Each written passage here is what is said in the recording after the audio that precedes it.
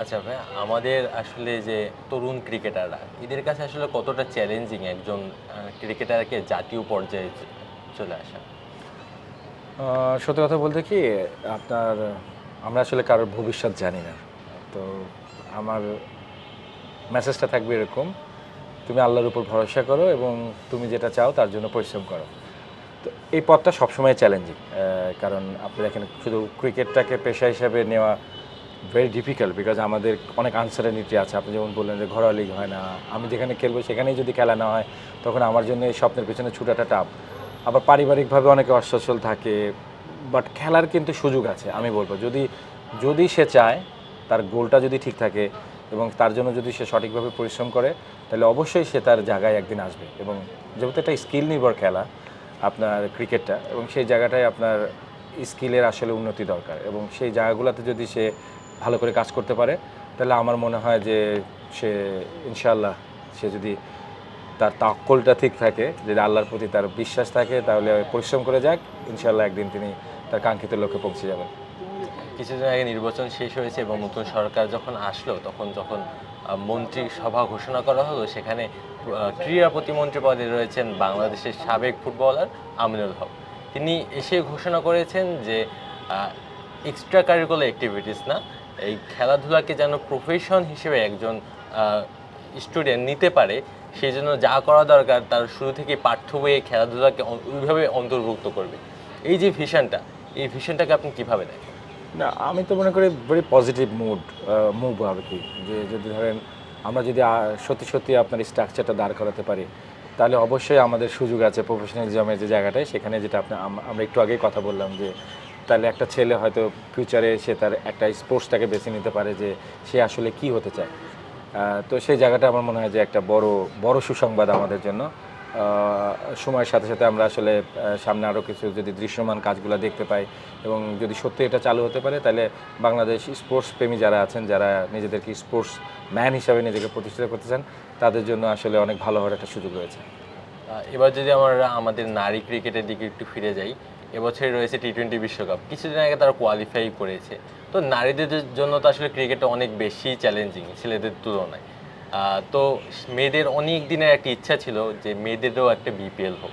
এবছর বিসিবি সেই বিপিএলটা চালু করবে, যেটা আসলে জুলাই মাসে শিফট করা হয়েছে, আগামী মাসে হওয়ার কথা ছিল। তবে আগামী মাসে না হলেও আগামী মাসে কিন্তু বিসিবি উইমেন্স কাপ নামে একটা টুর্নামেন্ট আয়োজন করছে বিসিবি, যেখানে আসলে ন্যাশনাল টিমের বাইরের নারী ক্রিকেটাররা খেলবে। এই যে দুটো টুর্নামেন্ট, নারী উইমেন্স কাপ এবং বিপিএল, এই দুটাকে আপনি কিভাবে দেখছেন? না, এমনি আমি মনে করি যে তাদের আরও সুযোগ সুবিধা বাড়ানো উচিত। ধরেন আরও যথেষ্ট উন্নতি জায়গা আছে এবং খেলাগুলোকে মোর কম্পিটিটিভ করার জন্য, খেলাকে প্রসার করার জন্য আমার মনে হয় যে আরও অনেক অনেক পদক্ষেপ হাতে নেওয়া দরকার। এবং আমার মনে হয় যে মেয়েরা অনেক প্রতিকূলতার ভিতরে আপনার ক্রিকেটটা খেলছে, তাদের খেলার পরিবেশটাকে ঠিক রাখা, তাদের সব ধরনের ফ্যাসিলিটিসটাকে প্রোভাইড করা, এবং আমার মনে হয় যে তারা পেলে পরে অবশ্যই আমাদের জাতির জন্য ভালো। এবং আপনি যদি দেখেন ফুটবল মাশাআল্লাহ ভালো এগিয়ে গেছে, ক্রিকেটটা এগিয়ে আসছে। শুধু এই দুইটাই তো স্পোর্টস না, আরও অনেক ধরনের আপনার স্পোর্টস আছে। প্রত্যেকটা জায়গায় আমার মনে হয় যে নারীদের আপনার আরও আরও আরও আরও আরও আরও ইনভেস্টমেন্ট, আরও আরও পরিকল্পনা, এবং আমার মনে হয় যে আরও বিশদভাবে এই বিষয়গুলোতে নিয়ে যারা কাজ করেন তারা যদি একটুখানি মনোযোগ দেন, তাহলে আমার মনে হয় যে নারী ক্রিকেটের, নারী স্পোর্টসের বলেন, ফুটবলের বলেন, প্রত্যেকটা জায়গায় আসলে উন্নতির সুযোগ রয়েছে। এবং আপনি যেটা ক্রিকেট নিয়ে প্রশ্ন করলেন যে হ্যাঁ, সামনে ধরেন কোয়ালিফাই হয়েছে ওয়ার্ল্ড কাপের, আপনি তো দেখেছেন যে আমরা বাংলাদেশ টিম কোয়ালিফাই করেছে। মেয়েদের আরও বেশি খেলা হওয়া দরকার এবং মোর প্লেয়ার দরকার, যেটা আমরা সবাই ফিল করছি যে এই এরিয়াতে আসলে প্লেয়ারের সংখ্যাটা কম।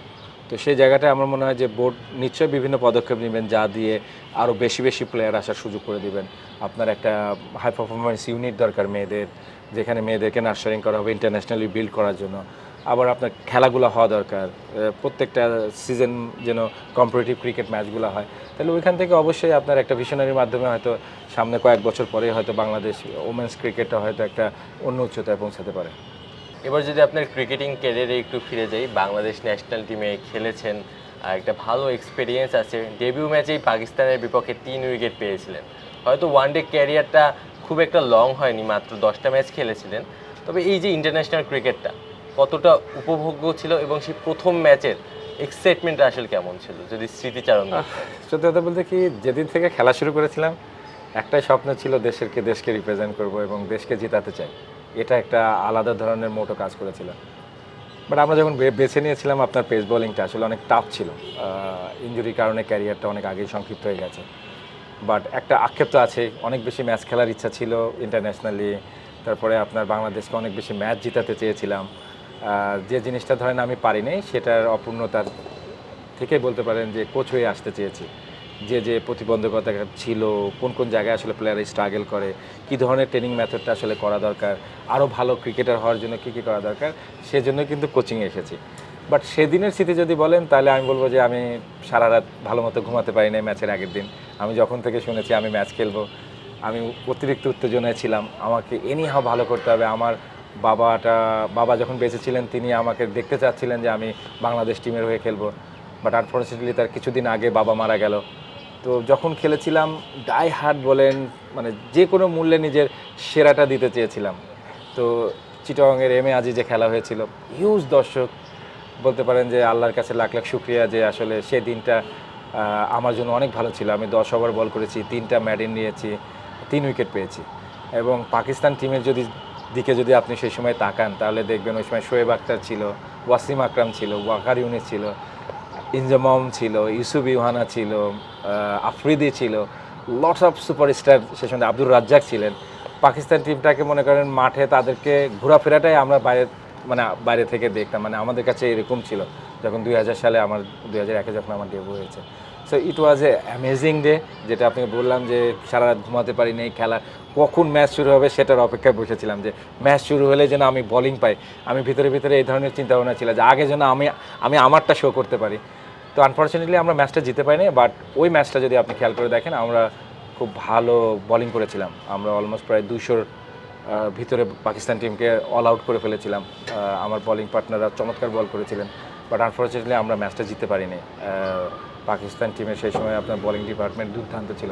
শোয়েব আখতার, ওয়াকার ইউনুস, আব্দুর রাজ্জাক, শেদ আফ্রিদি, আপনার সব মিলে আমার মনে হয় যে ইট ওয়াজ এ ড্রিম কামস ট্রুর মধ্যে ছিল। এবং আমি সত্যি কথা বলতে কি সেই ম্যাচটা আমি দারুণভাবে এনজয় করেছি। এবং আমার ফ্যামিলি বলতে পারেন যে খুব প্রাউড ফিল করেছিল যে হ্যাঁ, আমি যে পরিশ্রমটা করেছি এবং ক্রিকেটের জন্য যে আমি যে স্যাক্রিফাইসটা করেছিলাম, সেদিন মনে ছিল যে হ্যাঁ আমি আপনার একটা কিছু অ্যাচিভ করেছি। বাট আপনি যেটা বললাম যে দুঃখ একটা রয়ে গিয়েছিল যে তার পরবর্তী ধাপটাকে কীভাবে আপনার ইন্টারন্যাশনালি আপনার নিজেকে ছাড়িয়ে যাওয়ার যে চেষ্টাটা, ওটা হয়তো সুযোগটা কম পেয়েছি। বাট ডোমেস্টিক বলেন সেটা বলেন যতটুকু খেলেছি, আমার কাছে একটাই মোটো ছিল যে যখন আমি খেলতাম আমি সবসময় জিততে চেয়েছি এবং আমি সেরা হইতে চেয়েছি।